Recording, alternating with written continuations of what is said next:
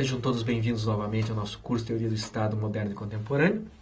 Nós damos seguimento à aula anterior, em que examinávamos exatamente a organização territorial do Estado, né, e em que demos noções introdutórias distintivas das duas formas principais, né, Estado unitário e Estado federal. Na presente aula nós vamos falar um pouco mais sobre isso, porque o tema é complexo e comporta uma abordagem um pouco mais detida, né? Embora para maiores aprofundamentos nós remetamos os cursistas ao nosso livro Teoria do Estado Moderno e Contemporâneo, porque lá nós conseguimos ser muito mais analíticos e examinar isso com muito mais profundidade.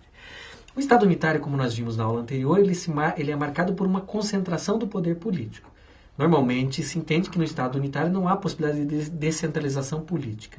No máximo, nós vemos uma descentralização de tipo administrativo, ou seja, é possível que haja órgãos locais, mas que são representantes do poder central e que têm funções muito mais executivas do que decisórias. Mas nós temos que tomar cuidado, porque na prática existem, mesmo nos estados unitários, às vezes órgãos locais. Por exemplo, municipalidades. Os municípios, existem em muitos estados, na verdade, a regra é que os estados tenham municípios que exercem um certo poder em nível local, não é? Então, nós temos órgãos que têm, inclusive, em certa medida, poder decisório em nível municipal. Mas o grau de descentralização no estado unitário, normalmente, é muito menor do que no estado federal.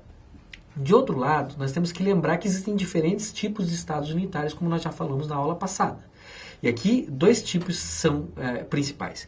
O Estado unitário sem regiões autônomas e o Estado unitário com regiões autônomas. São dois tipos básicos de Estado unitário. Estado unitário sem regiões autônomas, o nome já diz. Não há nenhuma região que goza de autonomia. Ou seja, o Estado exerce o poder de maneira mais ou menos direta sobre todo o território. Já no Estado unitário com regiões autônomas, existem pelo menos uma ou algumas regiões, né, ou províncias, que são divisões administrativas desses estados, que têm algum tipo de autonomia. Elas normalmente recebem essa autonomia por meio de uma legislação desse estado, de uma lei ordinária desse estado unitário, que é normalmente chamada de Estatuto de Autonomia, e essa lei confere àquela região apenas, né, uma certa parcela de autonomia, um certo grau de poder político.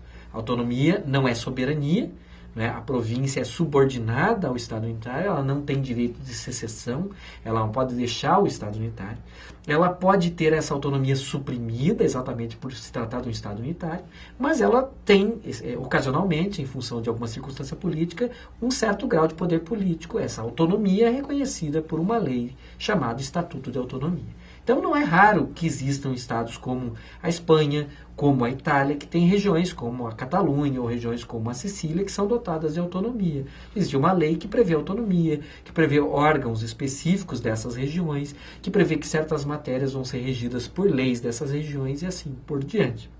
Então, esta é uma figura intermediária. A figura que não está nem no extremo do Estado unitário na sua forma mais pura, nem no extremo do Estado federal. Mas está em algum lugar aí no espectro, né, de ausência ou presença total de autonomia e um espectro intermediário. Ou seja, tem um certo grau de autonomia para as coletividades autônomas, né? O que é importante e o que permite que a gente não confunda Estado unitário de regiões, né, ou Estado regional, como alguns denominam, do Estado federal. É que no Estado federal a autonomia é regra.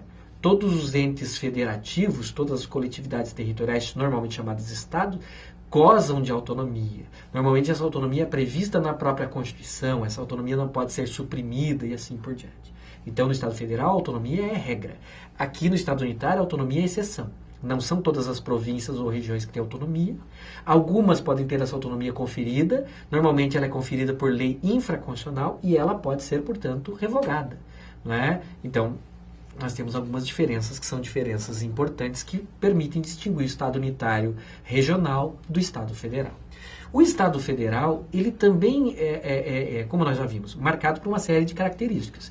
Normalmente, os entes da federação, estados, cantões ou outro nome que se utilize, Länder, como na Alemanha e assim por diante, têm autonomia. Essa autonomia, como nós já vimos, se traduz em órgãos próprios, constituição própria, legislação própria e uma esfera de competência própria. Não é? Normalmente é isso que está presente nos entes federados. Significa também uma duplicidade de ordens jurídicas, não é? Porque nós temos certas leis que são leis federais e outras leis que são leis estaduais, conforme a matéria de que trate. Normalmente as leis serão federais ou serão estaduais. É o caso do constitucionalismo brasileiro, por exemplo, que adota exatamente essa técnica de organização. Então nós temos uma duplicidade no sistema jurídico também, leis federais e leis estaduais coexistindo, não é? Nós temos essa característica. E nós temos que lembrar que o federalismo, ele também tem outra característica que é a seguinte: ele é uma técnica de divisão do poder também. Né? Muitos autores se referem aqui a uma divisão do poder semelhante àquela que é feita pela separação dos poderes em legislativo, executivo e judiciário, ou seja, na tripartição dos poderes. Aqui a lógica é mais ou menos a mesma, segundo alguns autores. Ou seja, do mesmo modo que quando nós implementamos separação entre legislativo, executivo e judiciário, nós queremos que quem legisla não julgue nem administre, que quem administra não julgue nem legisle, que quem julga não legisle nem administre, é um modo de tornar o poder equilibrado e de evitar o absolutismo e proteger a liberdade dos cidadãos e dos súditos em face do poder político. Muitos autores afirmam que o federalismo também é uma técnica de separação de poderes. Não mais agora em termos de função, né? Distribuição de funções, mas em termos territoriais. Né? Isso faz com que haja um legislativo, um executivo e um judiciário federais e vários legislativos, executivos e judiciários locais. E isso torna o legislativo, o executivo e o judiciário federais menos poderosos do que se houvesse um Estado unitário. Exatamente porque eles partilham o poder com legislativos, executivos e judiciários locais. Então também é uma técnica de limitação do poder, também é uma técnica de distribuição do poder, também é uma técnica que visa, de certa maneira, restringir o poder ou tornar o poder menos forte, menos concentrado. É uma técnica de descentralização do poder. Esse é um sentido também do federalismo. Ainda sobre o federalismo, nós temos que lembrar, com base em autores como o professor Paulo Bonavides, que o federalismo significa não apenas autonomia. Nós já vimos isso. Os Estados membros de uma federação são autônomos e, embora não soberanos, embora não tenham capacidade jurídica de direito internacional público, embora não possam se desligar da federação, uma vez que o vínculo deles feito por uma Constituição é um vínculo considerado indissolúvel, ou seja, o federalismo também não admite secessão, não admite que um Estado deixe juridicamente a federação para se tornar um Estado soberano. Isso só é possível por vias de fato, guerra de secessão, guerra civil, outros meios, mas juridicamente não há direito de secessão dos Estados, né? Isso é uma característica do federalismo, se entende que o pacto federativo é indissolúvel, né? Então, embora esses Estados membros não tenham soberania, eles têm autonomia. Significa um poder não tão amplo quanto a soberania, mas um poder significativo que permite tudo aquilo que nós já referimos. Órgãos próprios, independentes das autoridades federais, uma esfera específica de competência e ausência de intromissão das autoridades federais na esfera de competência dos Estados. Então, federalismo é autonomia, mas federalismo também é participação. Muitos autores falam que o federalismo tem que ser entendido como uma espécie de democracia de Estados. Né? Ou seja, num sistema federal, principalmente naquilo que é chamado de federalismo perfeito, normalmente não existe apenas a autonomia, mas existe também a possibilidade dos Estados intervirem em decisões importantes em nível federal.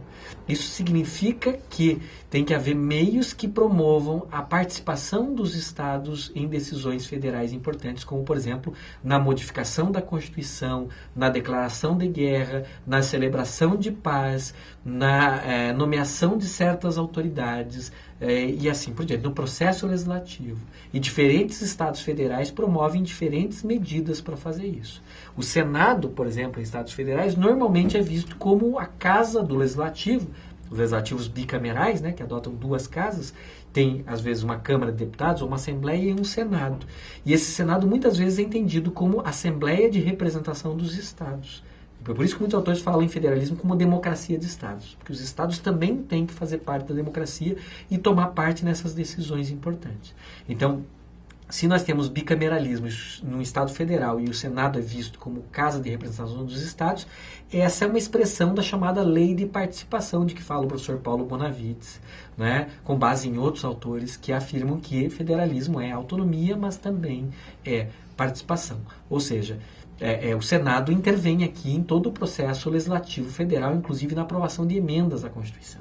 É por isso também que é no Senado que é feita a sabatina de certas autoridades. É por isso também que é no Senado que tem que ser aprovadas determinadas matérias em muitos sistemas, como a aprovação de tratados internacionais onerosos e assim por diante. Tudo isso visa viabilizar a participação dos estados, né, em decisões importantes federais. Né? Em alguns estados isso vai além. Né? Nos Estados Unidos, por exemplo, as emendas à Constituição só são aprovadas depois, em caráter definitivo, ou só são adotadas em caráter definitivo depois da sua aprovação pelas duas casas do Congresso Nacional, se 3/4 dos estados aprovarem também pelos seus órgãos legislativos, ou seja, 38 estados dos 50 estados. Então, existem emendas que são aprovadas em nível federal, mas que não são ratificadas, ou seja, não são referendadas pelos estados, e por isso não entram em vigor. Então, diferentes estados vão ter também um grau maior ou menor de participação dos estados membros nessas decisões importantes federais. Apenas para finalizar, né, 2 observações conclusivas. A primeira é a seguinte: existem vários tipos de federalismo. Então, existe federalismo perfeito, imperfeito, simétrico, assimétrico. Né? Não dá tempo aqui da gente examinar cada um deles, mas no livro nós estudamos essas categorias. Então, fica aqui a ressalva. Prestem atenção e cuidem, porque existem diferentes tipos de federalismo. O federalismo alemão, por exemplo, chamado federalismo cooperativo, é diferente do federalismo suíço, do federalismo brasileiro, do federalismo norte-americano. Cada um deles também se distingue, obviamente. Né? A segunda questão é que esse tema da organização territorial do Estado não se confunde com as uniões de Estados. Aqui, na organização territorial, nós estamos sempre tratando de um único Estado soberano. Né? Então, nós temos um Estado unitário ou um Estado federal. Em ambos os casos, uma Constituição unifica um Estado único. Né? Embora num deles haja descentralização do poder político e no outro não.